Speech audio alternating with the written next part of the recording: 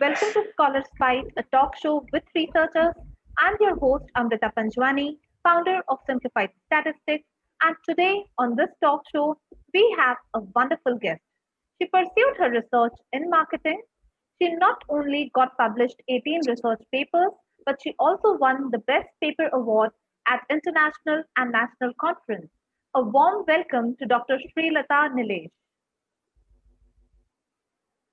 Thanks, Amrita, and congratulations on coming up with an initiative which is going to be of tremendous help to potential researchers. Thank you so much. So let's start with a brief introduction about yourself. Yeah, sure, Amrita. I did my BCom honors from Daulat Ram College, Delhi University in the year 2000.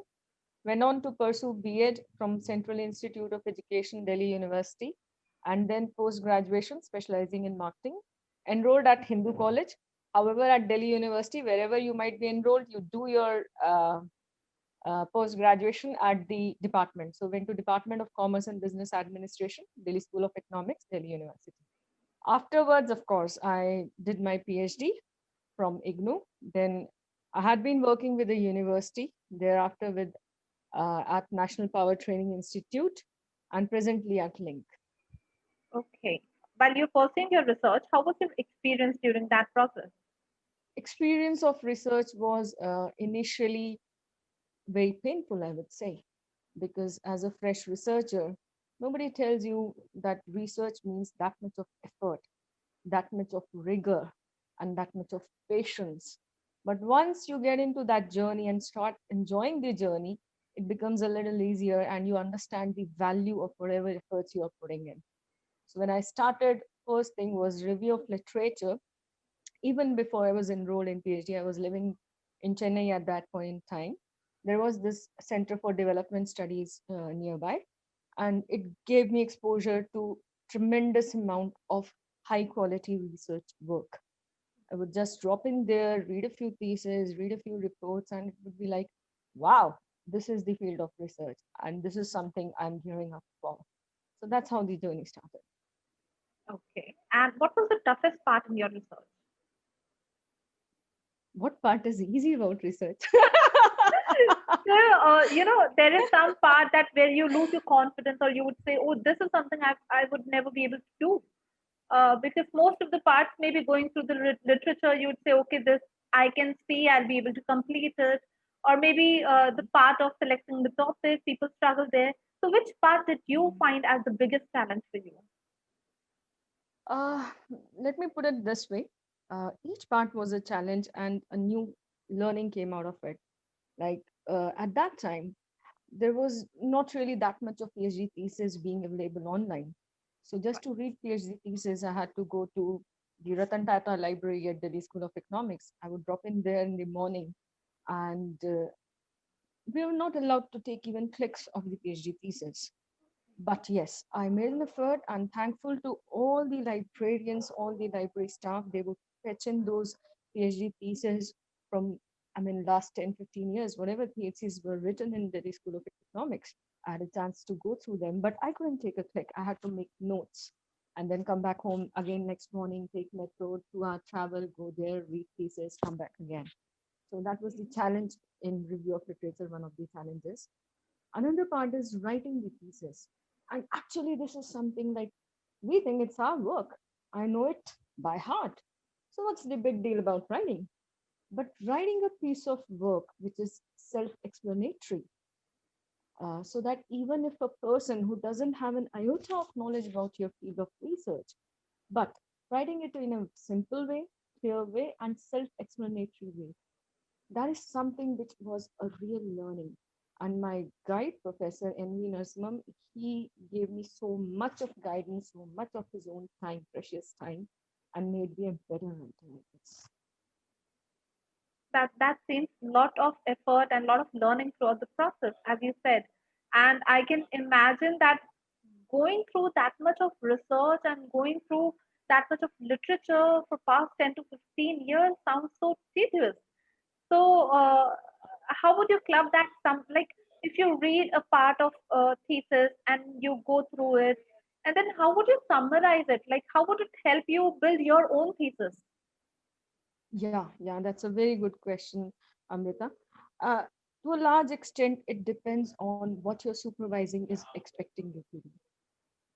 I mean, my supervisors, they are really an eminent scholar in their field, eminent professor in their field. So of course, the standards were very high, very, very high. Uh, for us, it would be a research problem. They could see the framework of all your work, how it would move. So they wanted me to be like that. So without giving any hint about this is what you should be going after, they said you just submerge yourself into that kind of uh, what should I say, preliminary research.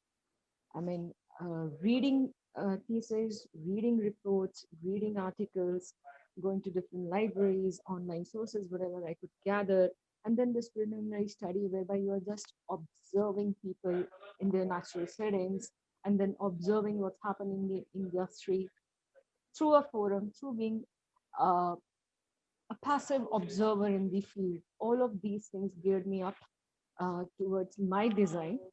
And yeah, in the end, all is well that ends well. All of that paid off, enhancing your skills tremendously. True, that's so true. So, what was your research topic related to? My research is in the field of retail sector, covering both organized and the unorganized retail. In the second biggest urban agglomerate in world, that is our own Delhi NCR, and it covered the industry, that is the retailer, as well as the customers. Okay. And which part was much more tougher, organized sector or unorganized sector? Uh, I think both were tough. Initially, I mean, when you're starting your research, you say, I'm going to group them as organized and unorganized. Here, I'll share a little thing which I mean, I was discussing this with one of the fellow researchers, and they were like, "How would you define what's organized and unorganized?" And I was like, "How does one define?" So they say, "You go and read about it." And Amrita, it took me 50 papers of high quality research from reputable sources to come at my own definition of organized and unorganized and identifying them. That in itself would have made a research paper. Difficult, both had their own difficulties. For example, a few unorganized retailers I would go to, they would think I'm coming from taxation department. Okay. And yeah, they start offering you That's cold a drink. new Yes. perspective of I told them it's nothing like that. It's nothing like that. I'm doing it, actually doing it for research. And then, uh, I mean, the idea was to go down to the last link, really very, very small unorganized retailers also. So talking in a language which is understandable to them, showing them support material to get that quality of data from them, the quality of those responses, which actually was supposed to be the answer to that particular question. That was a challenge.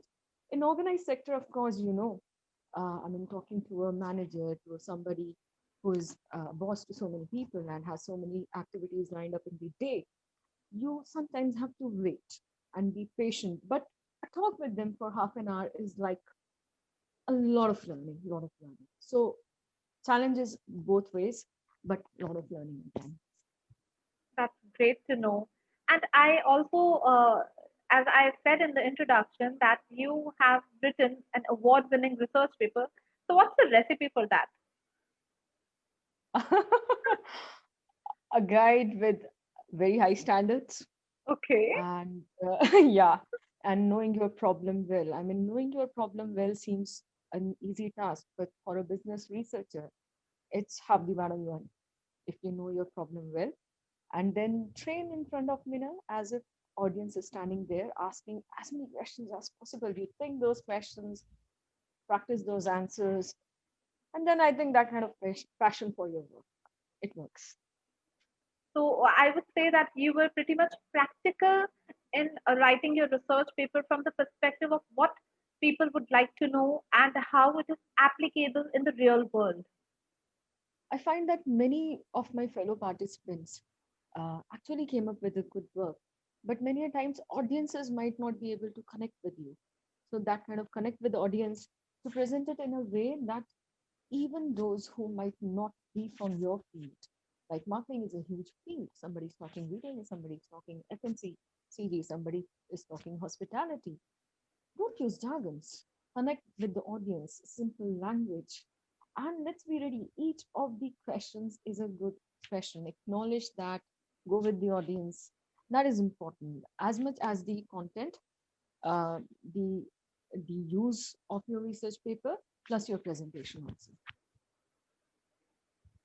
That's a good point made here, that it should be useful and it should be practically applicable. Plus, I believe that it should be connecting to the people who read it, whether they are from the same industry or not. It should People should be able to connect to it when they go through your paper. Yeah, because when I was presenting my paper, I remember that there was this question answer session and they started asking me questions about the research methodology, the data analysis technique that I had to use. I used. And then the host of the conference were saying, these are too technical questions, save it for later. But if we are able to connect with the audience like that, I think the idea of going to conference presenting your work is to get those people engaged in your work. And you never know, Amrita, what one could take from one presentation. It might make sense. It might, for industries, it is something else. For fellow researchers, it might make sense for their own work.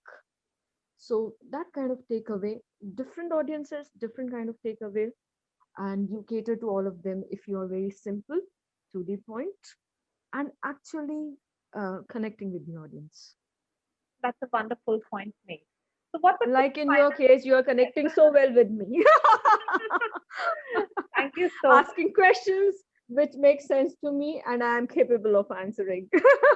True, because I can see that once if somebody puts in a paper that has received appreciation at an international level and a national level, I say that there would be a key for it. Definitely, you would have done something differently that others could not see. So I'm sure Mhm. everybody would be interested to know how is that done and what was the mindset behind it. A lot of hard work, and of course, as you said, something of value to the industry. True, so true. So I come to the final question. What would be your Yeah. message to our fellow scholars? Research is a lot of effort, a lot of patience, a lot of learning, but it pays you tremendously. When you're a research scholar, every effort that you make in, every skill that you learn in, it helps you whether you go in industry or whether you go in academics. So please persist with your research. Sometimes, very, very rare, it happens that a researcher might want to give up, but please don't take that route. Please don't take that route. Just stick to your program, have healthy conversations with your guide, seek help, seek guidance. You have fellow researchers. Every librarian I have met, they go out of their way to provide you material that's useful to you. Every every person involved has something to contribute to your research. So please do not give it up. Sometimes it might take a bit longer than you thought of. It might be tedious, but all of it is worth it. That's a wonderful message, that do not quit and every effort adds up ultimately.